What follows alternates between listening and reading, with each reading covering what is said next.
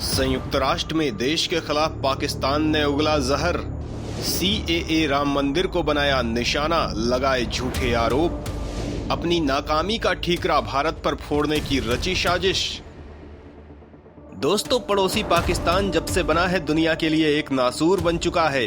ये देश ना तो खुद चैन से रहता है और ना दुनिया को चैन से रहने देता है। आतंकवाद इस देश के नेताओं का बहुत बड़ा धंधा है। बड़ी संख्या में यहाँ आतंकी संगठन मौजूद हैं, जिन्हें खुद पाकिस्तानी सेना और आईएसआई संरक्षण देती है। दोस्तों, यही वजह है कि विकास के नाम पर इस देश में कुछ भी नहीं है। दुनिया भर में इस देश की पहचान एक नाकाम भिखारी के तौर पर होती है। वहीं भारत दुनिया की 5वीं इकोनॉमी बन चुका है। लगातार सकल घरेलू उत्पाद की ग्रोथ रेट अच्छा प्रदर्शन कर रही है। इससे पड़ोसी दुश्मन जला भुना जा रहा है और पूरी दुनिया को अपना कट्टर चेहरा बार बार दिखाने की कोशिश करता है। दोस्तों, एक बार फिर पाकिस्तान ने यूएन में भारत के खिलाफ अपनी मानसिकता का प्रदर्शन किया है। सवाल उठता है कि आखिर पाकिस्तान ने संयुक्त राष्ट्र में किन मुद्दों को उठाया है। बार बार एक ही तरह के मुद्दे उठाकर क्या साबित करना चाहता है भिखारी देश?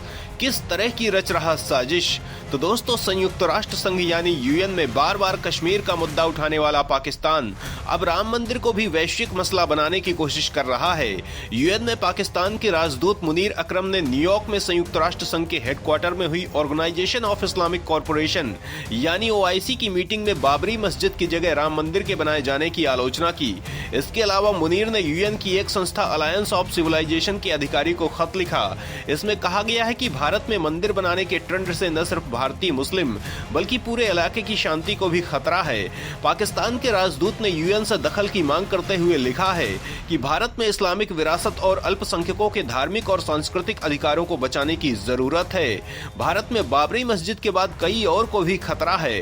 वाराणसी में ज्ञानवापी मस्जिद, मथुरा में शाही ईदगाह को भी ढहा देने की धमकियां मिल रही हैं। पाकिस्तान के अखबार डॉन के मुताबिक इस्लामिक संगठन की अगली बैठक में राम मंदिर के मुद्दे को डिस्कस किया जाएगा।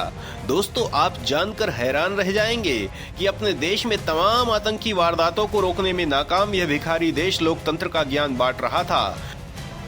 दोस्तों, आतंकी देश ने राम मंदिर को देश के लोकतंत्र के लिए कलंक बताने की घटिया हरकत कर दी और कहा कि हम अयोध्या में राम मंदिर के उद्घाटन की निंदा करते हैं। ये मंदिर बाबरी मस्जिद को तोड़कर बनाया गया है। दोस्तों, ये दिखाता है कि इस देश की सोच कहां तक सीमित है। जब देश के भीतर राम मंदिर सभी समुदायों के सहयोग और पूरी न्यायिक प्रक्रिया के बाद बना है, हर समुदाय के लोगों ने रामलला के दर्शन किए हैं, चारों तरफ शांति और सद्भाव है, तब ये आतंकी देश इस मुद्दे पर गंदी साजिश करने की कोशिश कर रहा है।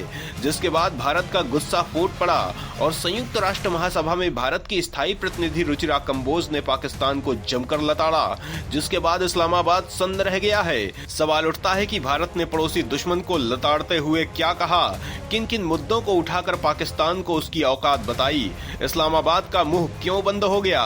तो दोस्तों, इस बारे में जानने के लिए पूरा वीडियो देखिए। भारत की धमक देखकर आपका सीना गर्व से चौड़ा हो जाएगा।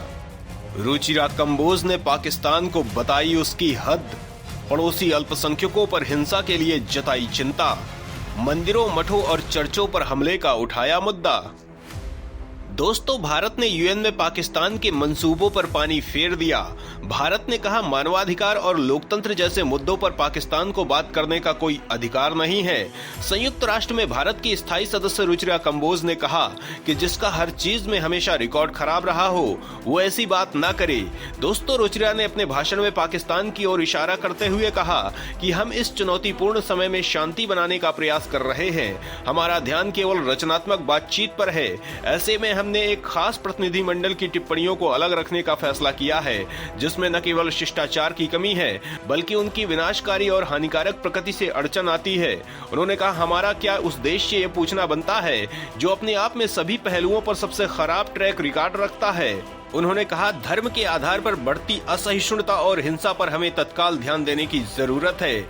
चर्चों, मठों, गुरुद्वारों, मस्जिदों और मंदिरों पर बढ़ते हमलों से हम चिंतित हैं। कंबोज ने कहा, भारत न केवल हिंदू धर्म बल्कि बौद्ध धर्म, जैन धर्म और सिख धर्म का जन्म स्थान है, बल्कि इस्लाम, यहूदी धर्म, ईसाई धर्म और पारसी धर्म का भी गढ़ है। भारत धार्मिक तौर पर सताए गए लोगों के लिए ऐतिहासिक रूप से शरण स्थली रहा है। दोस्तों, पाकिस्तान के आर्थिक हालात इन दिनों बेहद खराब हैं। महंगाई और भुखमरी से बुरा हाल है। शहबाज दुनिया भर में कटोरा लेकर घूम रहे हैं। जिस भी देश में पाकिस्तानी पीएम जाते हैं वो देश ये समझ जाता है कि ये भीख मांगने पहुंच गए। दोस्तों, हालात ये है कि कोई मांगे भीख नहीं दे रहा है। तमाम बुनियादी चीजों के लिए लोगों में मारामारी हो रही है दोस्तों, लेकिन इसके बावजूद ये देश अपनी हालात सुधारने के बजाय हथियार खरीदने और आतंकवाद पर पैसे खर्च करता है। लेकिन आज इस देश की हालात ये हो गई है कि इस देश को कोई कर्ज देने को तैयार नहीं है, क्योंकि दुनिया जानती है कि दिवालिया देश कर्ज चुकाएगा कैसे। दोस्तों, सवाल उठता है कि आखिर इस देश पर कितना कर्ज है, किन किन देशों से कर्ज ले रखा है पाकिस्तान ने। तो दोस्तों, इस्लामाबाद स्थित थिंक टैंक तबद लैब ने कहा है कि देश की माली हालात नाजुक दौर में है। थिंक टैंक की रिपोर्ट में कहा गया है कि पाकिस्तान की ऋण प्रोफाइल बेहद चिंताजनक है। देश की उधार लेने और खर्च करने की आदतें अस्थिर होना इस चिंता को और बढ़ाता है। 68 पेज की ये रिपोर्ट जारी की गई है। इसमें कहा गया है कि देश का कुल ऋण देनदारियां घरेलू और विदेशी ऋण सहित 77.66 ट्रिलियन रुपए या 271.2 बिलियन डॉलर है। लेकिन ये देश अपनी आर्थिक बदहाली को सुधारने और अपने देश के विकास के लिए काम करने की जगह भारत के खिलाफ साजिशों में व्यस्त है। यही वजह है कि इस देश के नागरिक भूख से मरने के लिए मजबूर हैं और दिमाग में इस कदर कट्टरता है कि इसके बाद भी सुधरने का नाम नहीं ले रहे।